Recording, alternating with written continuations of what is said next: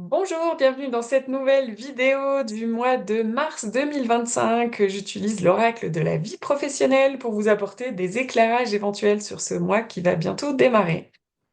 Je vous propose de vous abonner à cette chaîne YouTube si vous voulez recevoir les vidéos tous les mois et d'autres vidéos également. Et de vous abonner à la chaîne de l'oracle de la vie professionnelle. Donc vous abonner à la newsletter, donc vous pouvez aller voir oraclevipro.com. Bien, donc on va faire un tout petit retour sur le mois de février 2025 avant d'avancer sur la carte du mois de mars 2025. Février, la carte c'était obstacles, les obstacles, et avec mon propre cheminement personnel, vraiment ce qui est devenu de manière très très forte, c'est ne pas regarder son passé comme un obstacle, mais pourquoi pas faire un virage, se tourner complètement, regarder à 180 degrés, regarder son objectif, sa cible, le sommet de la montagne qu'on souhaite atteindre, et donc le passé, nos décisions passées ne deviennent plus des obstacles à avancer, elles peuvent peut-être nous ralentir, être des poids qu'on peut bien entendu regarder, plonger à l'intérieur pour s'en libérer, mais néanmoins ce ne sont probablement, en tout cas à mon avis, pas des obstacles et peut-être d'autres choses qui peuvent nous empêcher d'avancer et ça on s'assure d'en prendre soin, de passer au-dessus, de les dissoudre, de trouver d'utiliser toutes nos ressources pour aller de l'avant en direction de nos objectifs. Voilà pour février.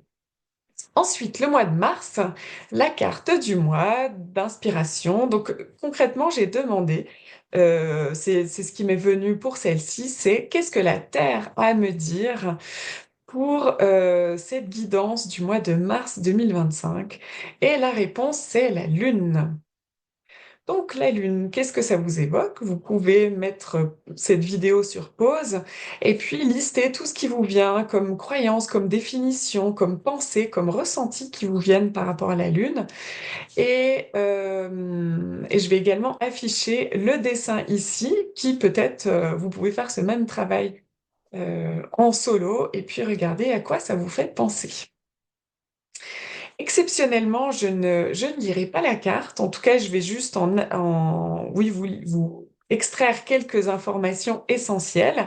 Si vous voulez la lire, je vous invite plutôt à vous abonner à la newsletter afin de voir exactement tout ce qu'il y a sur la carte. C'est un peu plus pratique. Donc, de manière générale, la carte, c'est symboliquement lié à l'eau, au monde émotionnel, à la fécondité, au yin, l'introspection. Elle régule les marées et impacte la pousse des végétaux. Et dans les mots-clés, on retrouve cycle, satellite, miroir, éclipse et biodynamie. Et c'est la carte numéro 21. C'est une carte qui pour moi s'inspire beaucoup du travail des jardiniers, ceux qui travaillent avec le calendrier lunaire pour savoir quand semer et quand récolter, ce qu'ils mettent au jardin. Donc, est-ce que c'est la bonne lune pour planter ses poireaux, ses pommes de terre? Est-ce que c'est la bonne lune pour aller récolter ce que l'on a planté et semé? Et donc la question c'est, est-ce que si la Lune impacte autant tout ce qui est vivant, donc la nature, le jardin, les marées, etc., pourquoi est-ce qu'elle n'impacterait pas nos entreprises également et nous en tant qu'individus? Donc c'est ce qu'on retrouve dans la carte.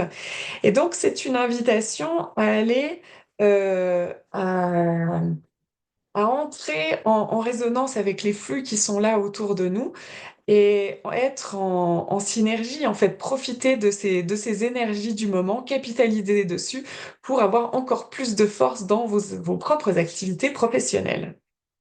Donc, on peut par exemple s'appuyer sur la nouvelle lune qui sera le 28 février et le 29 mars pour démarrer des nouveaux projets, pour avoir de nouvelles rencontres, pour démarrer de nouvelles habitudes que l'on va essayer de maintenir idéalement sur 30 jours. Ça peut être ben, maintenant, tous les matins, quand je démarrerai ma journée de travail, je vais essayer de ne pas ouvrir mes emails tout de suite. Je vais essayer de prendre le temps de me centrer, de visualiser, de réfléchir. Donc ça, c'est des choses qui peuvent être mises en place justement au moment de nouvelle lune. On peut également prendre ce temps de visualisation. Visualisation, ça peut être, par exemple, à la fin du mois de mars, comment j'ai envie de me sentir, quels sont les objectifs que j'aimerais avoir atteints, quelles sont mes intentions. Et puis, ou ça peut également être du très long terme. Voilà un peu la direction générale que j'aimerais donner à ma carrière, à mon entreprise. Et on prend le temps, dans cette nouvelle lune, un moment un peu sacré. On s'assoit, on met une musique qui nous plaît, éventuellement on allume une bougie.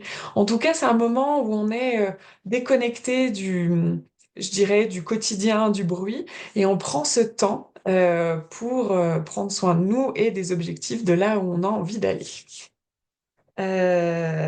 Voilà pour la nouvelle lune. Et ensuite, la pleine lune, donc ça, ce sera le 15 mars. Donc c'est plutôt un moment où les choses sont révélées, où elles sont mises en lumière. C'est un moment où on peut être plus dans l'émotion.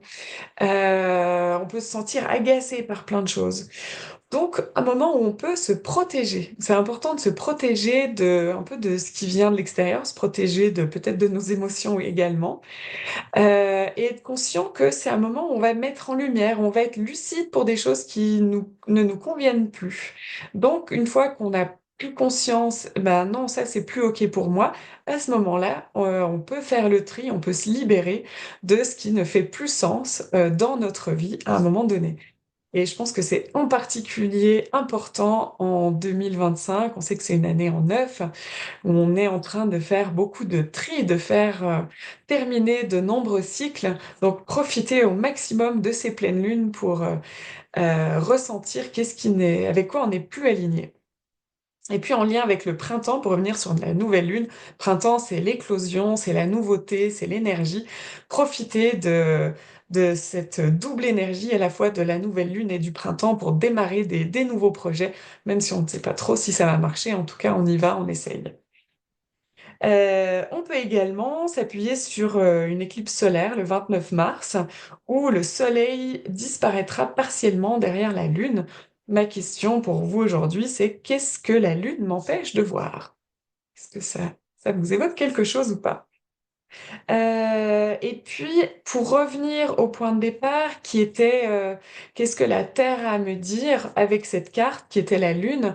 Donc pour moi, de manière générale, cette carte, c'est une invitation à s'appuyer sur les cycles qui sont là, les nôtres à l'intérieur, ceux qui sont à l'extérieur avec la Lune.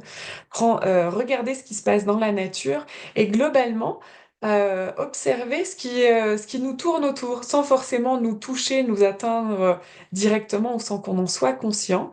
Mais qu'est-ce qui est là et qui, sans forcément être en lien trop près, m'impacte quand même par sa présence, hein, l'impact de son énergie. Peut-être que des réponses vous viendront au fil des semaines, puisque justement, la Lune, c'est ce satellite qui peut avoir un effet miroir aussi sur nous et qui a des influences, des influences extérieures sur nous à l'intérieur. Dernier petit point que j'aimerais vous partager, c'est une chanson qui me plaît beaucoup. Donc c'est de l'artiste Danit, Danit, et c'est la chanson Lunita, Lunita, que vous retrouverez facilement et que je trouve absolument merveilleuse. Merci beaucoup. Si vous souhaitez aller plus loin, donc n'hésitez pas à acheter l'oracle de la vie professionnelle, vous pouvez le commander. Et puis j'accompagne également en individuel, en collectif, pour retrouver de l'alignement et de l'accomplissement dans sa vie professionnelle. Merci beaucoup et à bientôt. Au revoir.